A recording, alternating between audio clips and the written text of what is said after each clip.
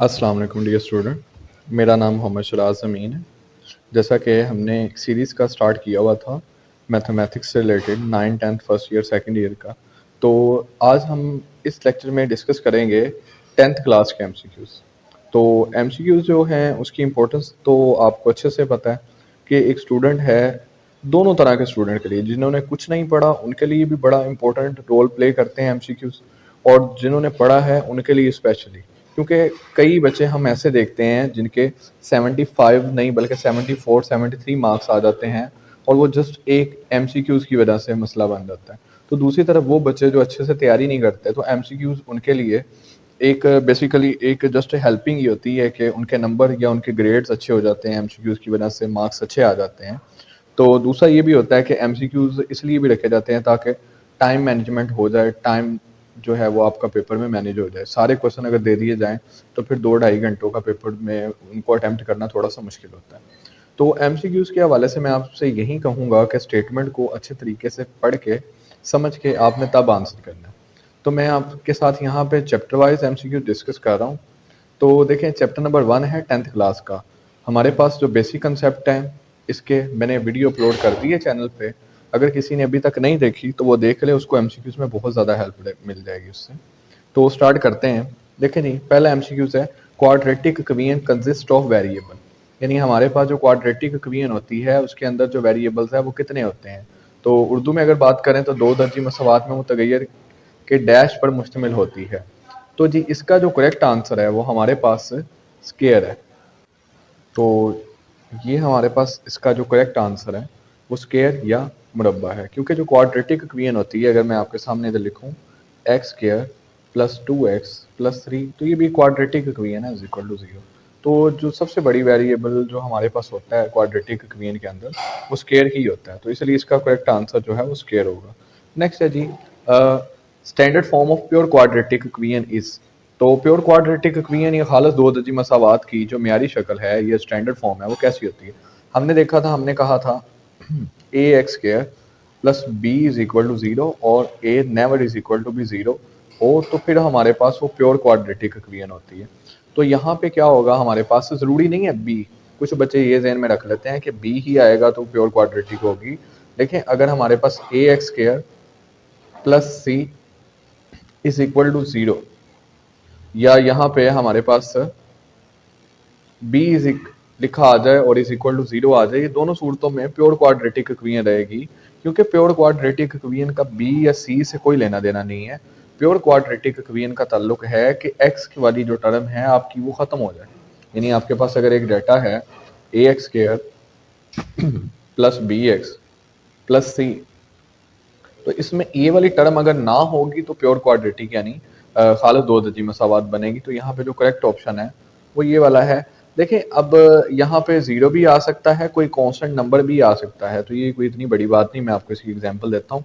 जैसे कि आप देखें 2x square minus 1 is equal to 1, तो ये भी प्योर क्वाड्रेटिक इक्वेशन कंसीडर होगी, ये 1 इधर जाके प्लस हो जाएगा, इसलिए ये भी जो आपके पास प्योर क्वाड्रेटिक इक्वेशन ही है a x square plus c is equal to B.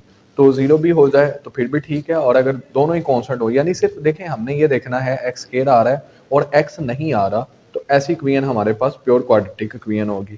Third वाला एमसीक्यूज है मसावात जिसमें मुतगैर कुव्वा-नुमा में होता है कहलाती है equation in which variable occurs in exponent. तो जिनमें एक्सपोनेंट में हमारे पास वेरिएबल आते हैं वो हमारे पास एक्सपोनेंशियल इक्वेशन होती है ना, एक्सपोनेंट का वर्ड भी यहाँ पे इस्तेमाल हो गया, तो ऐसी इक्वेशन को हम एक्सपोनेंशियल इक्वेशन कहते हैं। नेक्स्ट है जी, 4x square minus 16 is equal to 0, इसका हमने सोल्यूशन सेट बताना है। तो देखिए ज़रा इसको, 4x स्क्वायर है माइनस 16 इज इक्वल टू 0, तो ये हमारे पास हो जाएगा, एक second, 4x square minus 16 is equal to 0, तो ये हो जाएगा जी 4x स्क्वायर 16 इधर जाके जो है प्लस का हो जाएगा, 4 जब इसे डिवाइड करेगा तो x square is equal to 4 आ जाएगा। याद रखें, जब हम दोनों साइडों पे अंडर रूट लेंगे तो हमारे पास प्लस माइनस में आंसर आएगा, तो 4 का अंडर रूट होता है प्लस माइनस 2। तो क्योंकि क्वाड्रेटिक इक्वेशन में सोल्यूशन सेट लिखना बहुत ज़्यादा ज़रूरी होता है, इसलिए हम क्या करेंगे, इसका जो सोल्यूशन सेट है उसको ऐसे लिखेंगे कि आप ऐसे भी लिख सकते हैं, दोनों तरीके से ही हैं, कॉमा डाल के प्लस माइनस टू, या इकट्ठा भी लिख सकते हैं प्लस माइनस टू। तो ये हमारे पास इसका जो है वो करेक्ट आंसर होगा। ठीक है, अब जो नेक्स्ट एमसीक्यूज है हमारे पास वो है x square minus 15x plus 56। इसकी फैक्टराइजेशन करनी है। फैक्टराइजेशन मैंने बड़ी डिटेल में लेक्चर में आपको डिस्कस किया था, यहाँ पे मैं आपको फिर बता देता हूँ। एक्स स्क्वायर है, हमने इसका जो एक्स स्क्वायर का कोफिशिएंट है उसको मल्टीप्लाई करना है 56 के साथ, यानी 56 भी आना चाहिए, 15 भी आना चाहिए। तो अगर मैं यहाँ पे -7x और -8x का पेयर बनाऊं तो इनको मल्टीप्लाई करें तो प्लस का 56 भी हमारे पास आ जाएगा। तो अगर हम इन दोनों में से x कॉमन ले लें तो हमारे पास x -7 और इनमें से -8 कॉमन ले लें तो हमारे पास बचेगा x -7। देखिए दोनों ब्रैकेट सेम आ रही, तो यही बस होना चाहिए। x -7 दोनों के अंदर है और इधर से बच जाएगा हमारे पास x और -8। तो ये वाला इसका करेक्ट आंसर है। तो यहाँ से आप देख लें, आपके पास करेक्ट आंसर जो आ रहा है आप उसको टिक कर लें। ये नहीं है जी, ये x -7 x -8 और इसका ये वाला आंसर है, इसका एक्सपोनेंशियल था, और इस वाले का बी वाला आंसर करेक्ट है। और जो हमारे पास फर्स्ट वाला एमसीक्यूज था उसका स्केयर वाला ठीक है। लास्ट एमसीक्यूज रह गया method to solve a quadratic equation. तो क्वाड्रेटिक इक्वेशन को सॉल्व करने के कितने तरीके होते हैं, ये दो दजी मसावात को हल करने के कितने तरीके होते हैं, तो ये 3 होते हैं। मैं आपको बता देता हूँ। वो बुक में एक मिसअंडरस्टैंडिंग हुई है क्योंकि वो 1.2 का वहाँ पे जिक्र नहीं है, तो इसलिए ना वो ज़रा है, उसने क्वाड्रेटिक फार्मूले को वहाँ पे काउंट नहीं किया, लेकिन इसका करेक्ट आंसर 3 है। मैं आपको नाम बता देता हूँ। पहले नंबर पे आती है तजज़ी यानी फैक्टराइजेशन, दूसरे नंबर पे आता है कंप्लीटिंग स्क्वायर यानी तकमील मुरब्बा, और तीसरे नंबर पे आता है क्वाड्रेटिक फार्मूला यानी दो दर्जी कुलिया। तो इसका करेक्ट आंसर हमारे पास 3 होगा। अच्छा जी, नेक्स्ट हमारे पास जो नेक्स्ट एमसीक्यूज हैं उनमें यह है कि in a x square plus b x plus c if a is equal to 0 then equation becomes. तो ये जब मैंने आपको चैप्टर 1 का लेक्चर पढ़ाया था मैंने आपको बताया था अगर ए 0 यानी ए का मतलब लीडिंग कोफिशिएंट है, अगर आपका लीडिंग कोफिशिएंट ही 0 हो जाता है यानी ये a x square plus b x plus c में से अगर आपका ये वाली टर्म 0 हो गई, ये टर्म 0 हो जाती है, तो फिर जो ये बाकी बचती है ये हमारे पास लीनियर इक्वेशन बचती है। तो इसलिए इसका जो करेक्ट आंसर होगा वो एक लीनियर इक्वेशन होगा।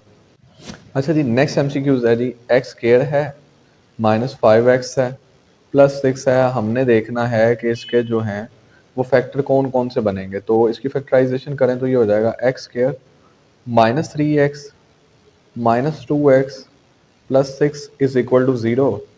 तो यहाँ से x कॉमन आएगा, अंदर आ जाएगा x -3, और यहाँ से -2 कॉमन आएगा, अंदर आ जाएगा x -3 इज इक्वल टू 0। तो ये करने के बाद आपके पास एक फैक्टर बनेगा x -2 और एक फैक्टर बनेगा x -3। इन दोनों को अलग अलग 0 रखेंगे, तो जब ये 2 दूसरी साइड पे जाएगा तो जी इसका जो आंसर होगा हमारे पास वो 2 3 होगा। ठीक है, नेक्स्ट क्वेश्चन है म्यारी दो दर्जी मसावात में रकमों की तादाद ये standard quadratic equation number of terms is. तो नंबर ऑफ टर्म्स 3 होती है स्टैंडर्ड क्वाड्रेटिक इक्वेशन में। तो ये बड़ा कंसेप्चुअल एमसीक्यूज है। x -2 का होल स्क्वायर कुछ बच्चे देखते नहीं है, सवाल को समझते नहीं है, वो क्या करते हैं प्लस माइनस लगा देते हैं। लेकिन इस तरह के क्वेश्चन में देखें अगर ये 0 के इक्वल है आप दोनों तरफ अंडर रूट लेंगे तो ये 0 का अंडर रूट 0 ही होता है, 2 उधर जाके प्लस हो जाएगा, तो इसका आंसर सिर्फ +2 होगा, ना कि +-2 होगा। ठीक है, ज़रा इस बात का आपने ख्याल रखना है।